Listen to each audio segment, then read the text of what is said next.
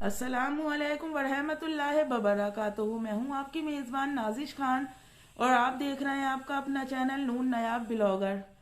आप सबसे पहले तो मैं माजरत ख्वाह हूँ कि मैं इतने दिन से अपनी वीडियो अपलोड नहीं कर पा रही थी, और दूसरी तरफ मैं आप सबकी बहुत ज़्यादा शुक्रगुजार भी हूँ कि मेरी गैर मौजूदगी को आप लोगों ने इतना महसूस किया कि मेरी वीडियो के नीचे कमेंट्स किए, पर्सनली मुझे डीएम में भी कमेंट्स किए। और एक दिन मैंने अपना पोस्ट भी अपलोड किया था, उस पोस्ट पर भी आप लोगों ने कमेंट्स के ज़रिए अपनी फीलिंग मेरे साथ शेयर की। मैं सच में तहे दिल से आपकी शुक्रगुजार हूँ। क्योंकि किसी टाइम पर मुझे ऐसा लगता था कि मतलब जिनका कोई नहीं होता है तो वो एहसास कमतरी का शिकार होते हैं, पर कहते हैं ना कि मेरा रब एक दरवाज़ा बंद करता है तो उसकी एवज में बंद करने से पहले 70 दरवाजे खोल देता है। आज कम से कम मैं इतना तो मान सकती हूँ और मैं इतना जानती भी हूँ और मैं ये सब करती भी हूँ कि अगर खुदा ना ख्वास्ता मैं बीमार हूँ या फिर मैं परेशान हाल हूँ और मैं आप लोगों के बीच मौजूद नहीं हूँ, तो कम से कम आप सब मेरे भाई और बहनें, as a viewer, as a subscriber, as a family, कम से कम आप सब लोग मेरी फिक्र तो करते हो, कम से कम मुझे खैरियत का एक मैसेज तो करते हो। कुछ लोगों को ऐसा लग रहा था कि शायद मुझे धमकी मिली है या फिर लोग के डर की वजह से मैं यूट्यूब छोड़कर चली गई।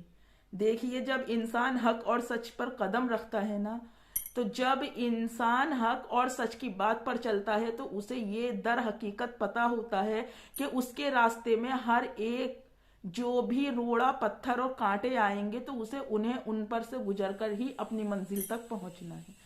तो यहाँ पर डर की या उसकी कोई बात नहीं थी। आपको मेरी आवाज से अभी भी लग रहा होगा कि वाकई मेरी तबीयत अच्छी नहीं है। अब बहुत दिन से हमारी आंटी जी जो हैं काफी अपना उधम मचा रही हैं, उछल कूद कर रही हैं। मैं यहाँ पर आप सबको अपनी वीडियो का और आगे आगाज करने से पहले उन अपनी आंटी जी का एक जवाब देना चाहती हूँ। वो कहती हैं कि बड़े पीर सरकार की दावत में, यानी कि नियाज की दावत में बहुत किस्मत और बुलंद नसीब वाले जाते हैं।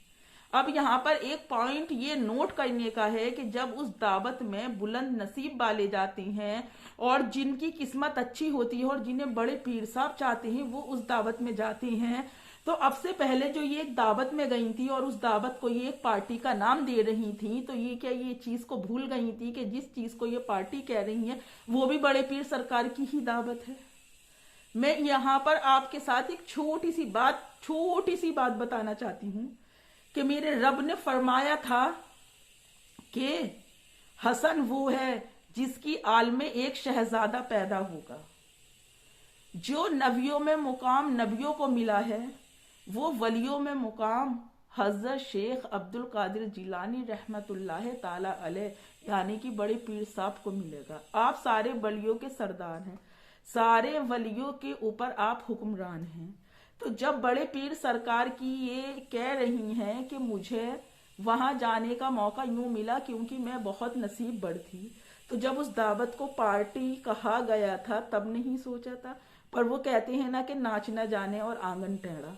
अब कुछ लोगों को ये प्रॉब्लम हो जाएगी मेरी वीडियो देखने के बाद कि कल जो उन्हें जो कुछ भी इज्जत मिली है तो नून नायाब ब्लॉगर उससे डर गई या फिर उससे जल गई।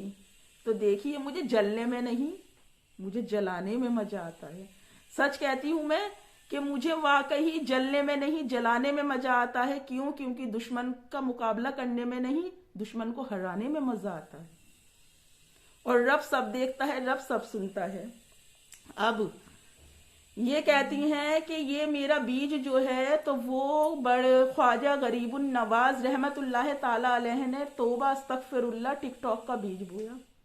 यहाँ पर मेरा अपनी ऑडियंस से एक सवाल है, एक सवाल ये भी है मेरा बहुत ज़रूरी कि हम किसी भी वली अल्लाह, ऐसे लोग जो दीन की तबलीग के लिए जिए, जो दीन के लिए लड़े, जो दीन के लिए इस दुनिया से शहादत का जाम पी गए, क्या वो लोग इन बेहुदा चीज़ों का बीज कभी लगा सकते हैं? क्या वो लोग इन बेहुदा चीज़ों की बुनियाद को सराहा सकते हैं? क्या वो उन बेहुदा हरकतों को, बेहुदा पार्टियों को और बेहुदा लिबास को क्या अपनी जिंदगी में तरजीह दे सकते हैं? या फिर ख्वाजा गरीबुन नवाज रहमतुल्लाह ताला अलैह की कोई भी हदीस ये चीज साबित करती है कि उन्होंने अपनी जिंदगी में, जो उन्होंने अपनी जिंदगी में अमाल किए, उसमें कोई भी चीज बेहायगी, बेपर्दगी और ये सोशल मीडिया जैसी चीज का बीज उन्होंने लगाया या फिर उस चीज को तरजीह दी? जिस जमाने में ये जीकर बात कर रही हैं, उस जमाने में उनके घर की औरतों ने अपनी इज्जतदारी के लिए, अपनी पासदारी के लिए, अपनी पर्देदारी के लिए अपनी आन वान शान सब कुर्बान कर दी, पर अपनी इज्जत, अपने आंचल पर आंच नहीं आन दी। जब भी तो आज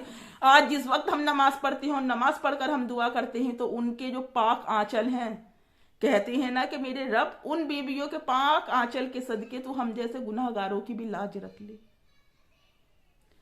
बोलो, पर अपनी मगरूरी में ये मत भूलो कि फिरौन एक बादशाह, एक रियाया का मालिक था, और रब फरमाता है कि जिस वक्त मैं नाराज होता हूं, एक वक्त अनकरीब वो आने वाला है कि सियासत अनपढ़ के हाथ में होगी, हुक्मरान जाहिल बना दिए जाएंगे, और जो पढ़े लिखे हैं वो घास खोदेंगे, और जो आलिम दीन होगा वो घास खोदेगा। और आज ये बात सच है, तो यहां पर जलने न जलने का तो सवाल ही पैदा नहीं होता।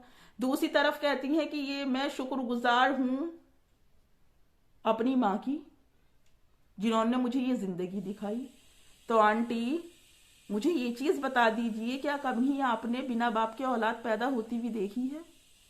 जो मुकाम मेरे रब ने इस दुनिया के अंदर माँ का रखा है, वही मुकाम मेरे रब ने इस दुनिया के अंदर बाप का रखा है। बेशक मेरा रब फरमाता है कि माँ तुम्हारे लिए जन्नत का दरवाजा है, उसी जगह मेरा रब फरमाता है कि बेशक माँ तुम्हारे लिए जन्नत का दरवाजा है, पर बाप उस जन्नत के दरवाजे की कुंजी है। जब तक हम उस कुंजी को नहीं खोलेंगे तो तब तक हम दरवाजे में एंटर नहीं हो सकते। इसका मतलब जब तक अपने वालिद यानी कि अपने बाप को हम अच्छी नजर से नहीं देखेंगे, तब तक हम अपने माँ की जन्नत को नहीं पा सकते। पर मुझे ये चीज समझ में नहीं आती कि माँ माँ माँ माँ, डंका आप इतना पीटती हो, पर आप ये चीज मेरी समझ से परे है कि तुम फिर अपने बाप को कैसे इग्नोर कर देती हो? औलाद तो हो, किसी की भी हो, आदमी के जरिए से ही तो हो। बेशक पैदा करने वाली तुम्हें एक औरत है जिसे कि तुम अपनी माँ कहती हो, और माँ माँ ही होती है, माँ सबकी माँ होती है।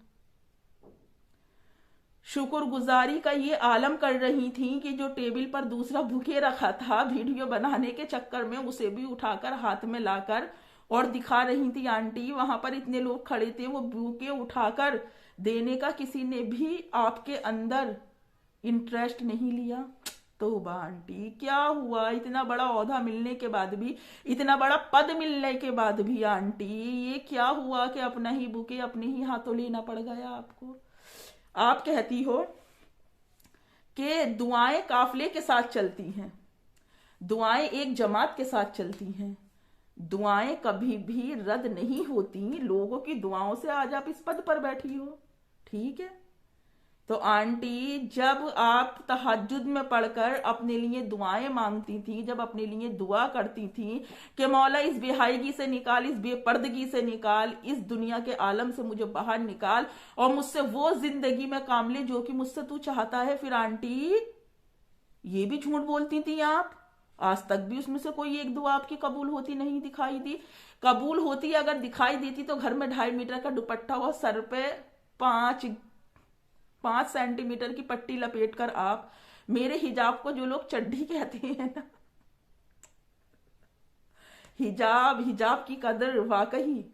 तो आंटी, जो आप ये लिए फिर रही हो और आप ये सिर पर जो अपना दुपट्टे के नाम पर, पल्ले के नाम पर, पर्दे के नाम पर जो बेहायगी और बेपर्दगी फैला रही हो आंटी, तो क्या कभी भी आपने रब से अपने लिए पर्दे की उम्मीद नहीं रखी?